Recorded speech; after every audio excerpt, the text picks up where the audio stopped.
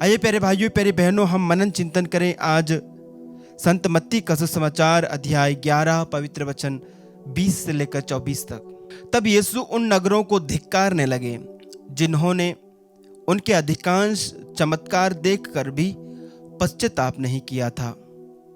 धिक्कार तुझे खोराजिन, धिक्कार तुझे बेतसाइदा, जो चमत्कार तुम में किए गए यदि वे तीरूस और सिदोन में किए गए होते तो उन्होंने न जाने कब से टाट ओढ़कर और भस्म रमाकर पश्चाताप किया होता। इसलिए मैं तुमसे कहता हूं, न्याय के दिन तेरी दशा की अपेक्षा तीरूस और सिदोन की दशा कहीं अधिक सहनीय होगी। और तू कफरनाहूम, क्या तू स्वर्ग तक ऊंचा उठाया जाएगा? नहीं, तू अधोलोक तक नीचे गिरा दिया जाएगा। क्योंकि जो चमत्कार तुझ में किए गए हैं यदि वे सोदोम में किए गए होते तो वह आज तक बना रहता। इसलिए मैं तुझसे कहता हूं, न्याय के दिन तेरी दशा की अपेक्षा सोदोम की दशा कहीं अधिक सहनीय होगी। प्रभु का पवित्र सुसमाचार। हे ख्रिस्त तेरी स्तुति हो। प्रभु यीशु ख्रिस्त में प्यारे भाइयों प्यारे बहनों, प्रभु यीशु आज के सुसमाचार में बहुत ही कठोर दिखाई दे रहे हैं। वे धिक्कार रहे हैं, कुछ शहरों को वो धिक्कारते हैं। जिस शब्द का इस्तेमाल हुआ है प्यारे भाइयों प्यारे बहनों, उसका अर्थ होता है लानत होना। प्रभु कहते हैं लानत है तुम पर, और यूं कहें तो उन नगरों को प्रभु कहते हैं अभिषिक्त हो तुम।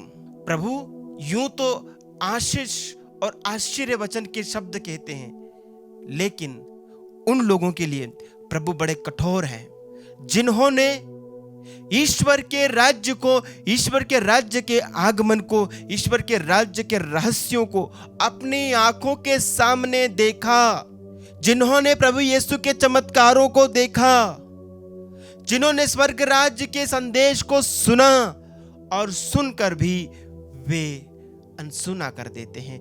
देखकर भी उन्होंने अनदेखा किया। उनकी बुद्धि ने प्रभु की बातों को समझने से इनकार कर दिया।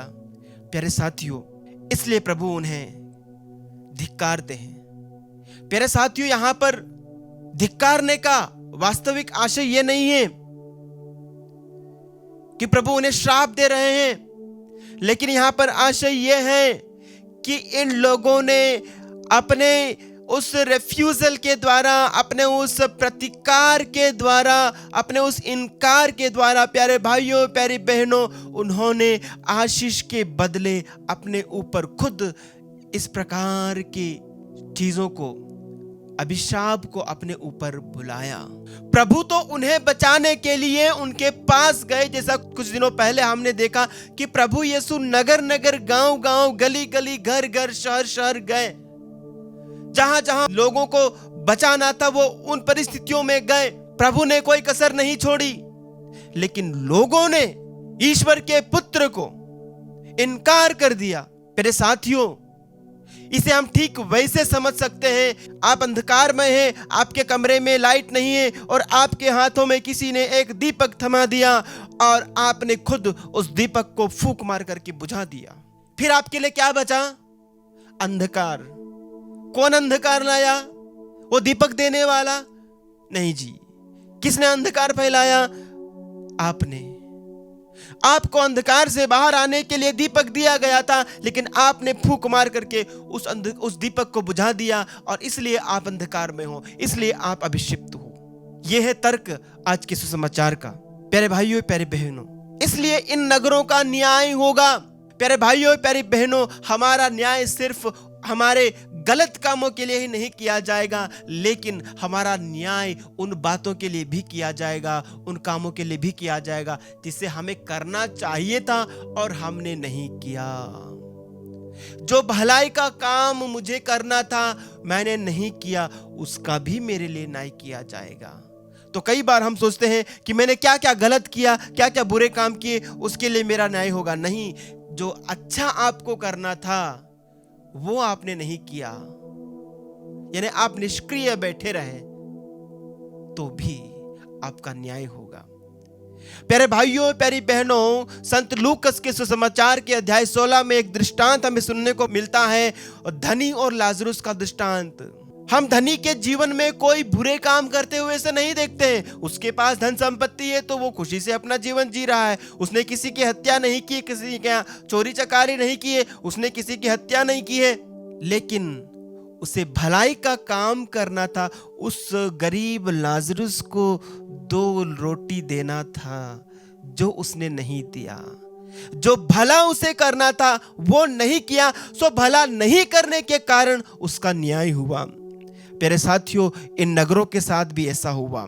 जो अच्छा काम उन्हें स्वीकार करना था, जो अच्छी शिक्षा उन्हें स्वीकार करनी थी, जो अच्छाइयां उन्हें ग्रहण करनी थी, प्रभु यीशु को स्वीकार करना था, अपनी जिंदगी को बदलना था, वो उन्होंने नहीं किया। वो जैसे थे वैसे ही रहे। भलाई के प्रति, अच्छाई के प्रति, सच्चाई के प्रति उनकी इस निष्क्रियता ने उन्हें दोषी ठहराया, उन्हें घृणित और उन्हें अभिषिक्त ठहराया। इसलिए प्यारे भाइयों, प्यारे बहनों, संत मार्कुस का सुसमाचार अध्याय 8 का वचन 38 हमसे कहता है, जो इस अधर्मी और पापी पीढ़ी के सामने मुझे तथा मेरी शिक्षा को स्वीकार करने में लज्जा अनुभव करेगा, मानव पुत्र भी उसे स्वीकार करने में लज्जा अनुभव करेगा, जब वह स्वर्गदूतों के साथ अपनी महिमा सहित आएगा।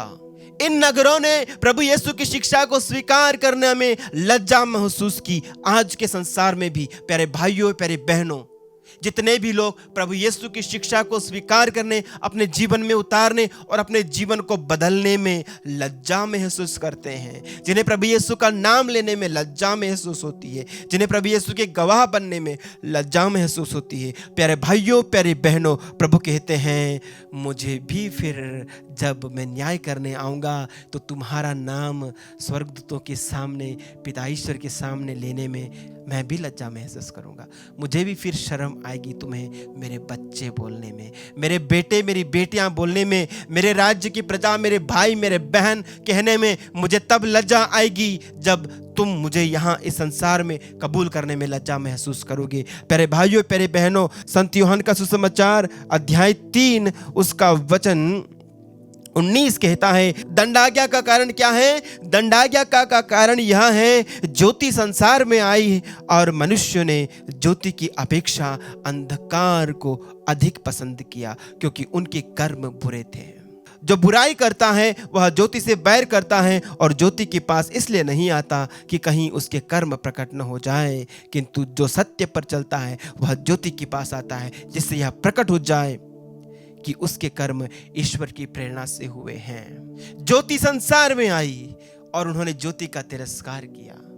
प्यारे भाइयों, प्यारे बहनों, जब जब हम बुराई के पथ पर कदम रखते हैं, हम ज्योति का तिरस्कार करते हैं, हम ज्योति को इनकार करते हैं। जैसे मैंने उदाहरण दिया, हम ही अपने दिए को खुद फूंक मार करके बुझाते हैं ताकि हम अंधकार में चल सके, ताकि हमारे कर्म उजागर न हो जाएं। प्यारे साथियों, प्रभु यीशु के मार्ग पर चलना यानी ज्योति में चलना। और जब हम ज्योति में चलते हैं तो सब कुछ उजाले में होता है, सब कुछ ट्रांसपेरेंट होता है, सब कुछ पारदर्शिता के साथ होता है, कुछ भी छिपाया नहीं जाता। मैं जैसा बाहर से हूं, मैं वैसा भीतर से हूं। जब मैं भीतर और बाहर दोनों में अंतर बना करके रखता हूं, ज्योति मुझ में नहीं है, मैंने ज्योति को अपने से दूर रखा है। प्यारे भाइयों, प्यारे बहनों, प्रभु यीशु के नक्शे कदम पे चलना यानी ज्योति को साथ में लेकर के चलना है, ज्योति के उजाले में चलना है। प्रभु यीशु ने कहा है, मैं संसार की ज्योति हूं, जो कोई मेरा अनुसरण करता है वो अंधकार में कभी भटकता नहीं फिरेगा, उसे जीवन की ज्योति प्राप्त होगी। यूहन्ना अध्याय 8 वचन 12। प्यारे साथियों, आइए हम सब ज्योति में चलने वाले बने और पूरे दिल से ज्योति को स्वीकार करने वाले बने, ताकि हमारा जीवन उनकी ज्योति में आलोकित रहे। और जब वो अंत में आए तो हमारा न्याय अंधकार की प्रजा से नहीं, लेकिन ज्योति की संतान के रूप में हो।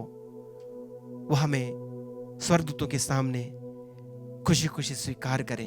उन्हें कभी भी हमारा नाम स्वर्गदूतों के सामने लेने में लज्जा महसूस ना हो, लेकिन वो गर्व के साथ कहें, आओ मेरे पिता के कृपा पात्रों, उस स्थान में प्रवेश करो जो संसार के प्रारंभ से तुम लोगों के लिए तैयार किया गया है। आमीन।